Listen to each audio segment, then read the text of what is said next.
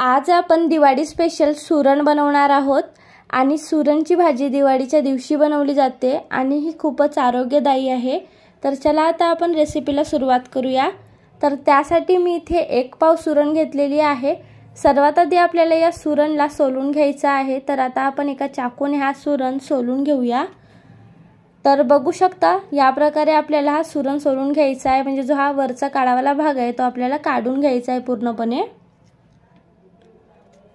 काही वेळानंतर बघू शकता पूर्ण सुरण सोलून घेतलेला आहे। आता आपण याला कापून घेऊया। तर बारीक बारीक तुकड्यांमध्ये आपल्याला या सुरणला कापून घ्यायचा आहे। आता तुकड्यांचा साईज लहान मोठा तुम्ही तुमच्यानुसार करू शकता, पण थोड्या छोट्या तुकड्यांमध्ये कापला तर हा सुरण लवकर शिजून जाते। तर बघू शकता आता या प्रकारे आपण सुरण कापून घेऊया। याचे 2 पण तुकडे करू शकता तुम्ही, बघू शकता। आता याच प्रकारे सर्व सुरण कापून घेऊया।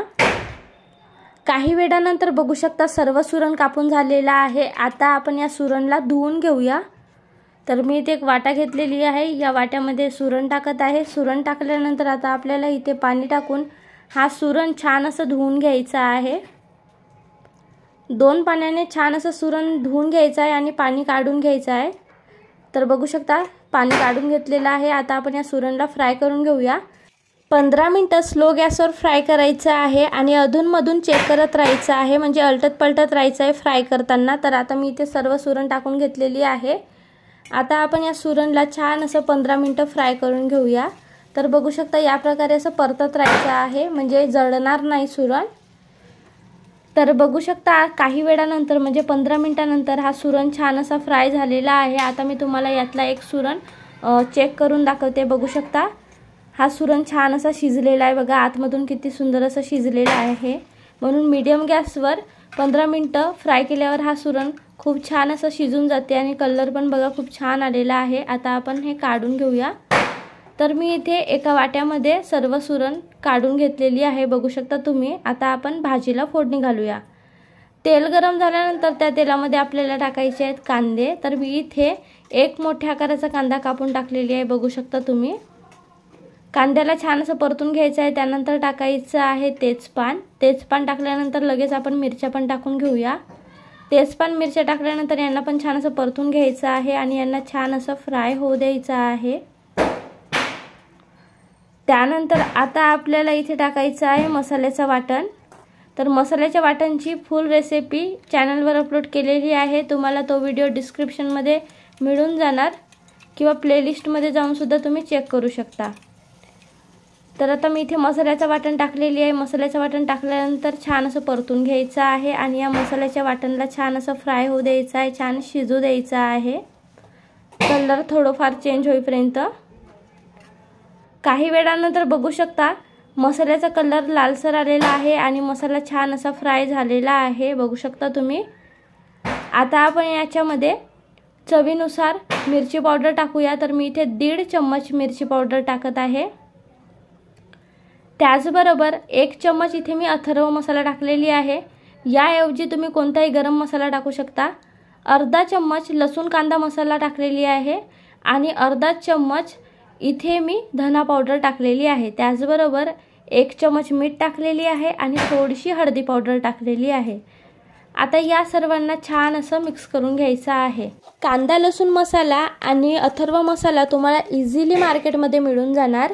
आता या मसाल्यांना छान असं मिक्स करून घेतलेलं आहे। आता याच्यामध्ये आपण टमाटर टाकून घेऊया। तर टमाटर मी इथे 1 मोठ्या आकाराचा टमाटर कापून घेतलेली आहे आणि तो मी इथे टाकलेला आहे। आता या टमाटरला सुद्धा छान असं मिक्स करून घ्यायचं आहे, बघू शकता या प्रकारे मसाल्यामध्ये छान असं मिक्स करून घेऊया। आणि त्यानंतर आता आपल्याला इथे चिंचेचं पाणी टाकायचं आहे। तर मी इथे बोटाच्या आकाराच्या 2 चिंचांचं पाणी करून घेतलेली आहे आणि ते टाकलेली आहे। चिंच नसेल तर तुम्ही लिंबू टाकू शकता, लिंबाचा रस, किंवा तुम्ही आमचूर पावडर सुद्धा टाकू शकता। आणि तेही नसेल तर टमाटरांचं प्रमाण वाढवा, म्हणजे मी इथे 1 टमाटर टाकलेली आहे, तुम्ही मोठ्या आकाराचे 3 ते 4 टमाटर टाका। तेल मसाल्याच्या वर तरंगत आहे, म्हणजे मसाले शिजलेले आहेत। आता आपण याच्यामध्ये सुरण टाकून घेऊया आणि छान असं मिक्स करून घेऊया। आणि आंबट जे मी टाकायला सांगितलेली आहे, म्हणजे चिंचेचं पाणी, लिंबाचा रस किंवा आमचूर पावडर, ते याच्यासाठी की ते जर नाही टाकलं तर गळ्यामध्ये खाजवणार, म्हणजे हा सुरण आहे ना तो खाल्ल्यानंतर गळ्यामध्ये मग खाज लागते, किंवा खसखस होते, त्यामुळे आपल्याला इथे आंबट काहीतरी टाकणे आवश्यक आहे। आता आपण याला झाकून ठेवूया 5 मिनिटासाठी अगदी स्लो गॅसवर। 5 मिनिटानंतर बघूया। आता आपल्याला इथे पाणी टाकायचं आहे। पाणी जेवढी ग्रेव्ही करायची आहे तेवढं पाणी आपल्याला इथे टाकायचं आहे। तर आता मी इथे 1 ते 1.5 ग्लास पाणी टाकणार आहे। तर आता जो मिक्सरचा जार होता ना त्याच्यामध्येच पाणी टाकून मी इथे टाकून घेत आहे, बघू शकता, कारण मिक्सरला थोडा मसाला लागलेला होता। आता इथे आणखीन मी थोडासा पाणी टाकलेला आहे, म्हणजे एकंदरीत मी इथे 1.5 ग्लास पाणी टाकलेली आहे। आता आपण छान असं मिक्स करून घेऊया, बघू शकता या प्रकारे। आणि ग्रेव्ही बघा, या प्रकारे आपल्याला ग्रेव्ही करायची आहे, अगदी पातळही नाही अगदी घट्टही नाही, या प्रकारे मीडियम ग्रेव्ही करायची आहे। आणि आता मीडियम गॅस करून आपण या भाजीला उकळी येऊ देऊया आणि उकळी आल्यानंतर 5 मिनिटं उकळतच राहू द्यायचं आहे। तर बघा, उकळी आलेली होती आणि 5 मिनिटं उकळतच राहू दिलेलं होतं आणि आता भाजी तयार झालेली आहे। आता आपण इथे कोथिंबीर टाकून घेऊया। तर कोथिंबीर थोडा जास्त प्रमाणात घ्यायचा आहे आणि छान असा बारीक कापून टाकायचा आहे। कोथिंबीर टाकल्यानंतर छान असं मिक्स करून घेतलेलं आहे। आता आपण गॅस बंद करून घेऊया आणि बघू शकता दिवाळी स्पेशल सुरणची भाजी तयार झालेली आहे। आणि बघा किती झणझणीत भाजी तयार झालेली आहे, खूपच चविष्ट लागते आणि अगदी परफेक्ट बनते। अजिबात तुम्हाला वाटणार नाही की सुरण गळ्यामध्ये खाजवत आहे किंवा काही, असं अजिबातच वाटणार नाही।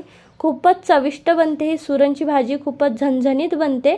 तर एकदा तरी नक्की ट्राय करा आणि जर हा व्हिडिओ तुम्हाला आवडला असेल तर व्हिडिओला लाईक, शेअर, कमेंट आणि चॅनलला सबस्क्राईब करायला विसरू नका। धन्यवाद।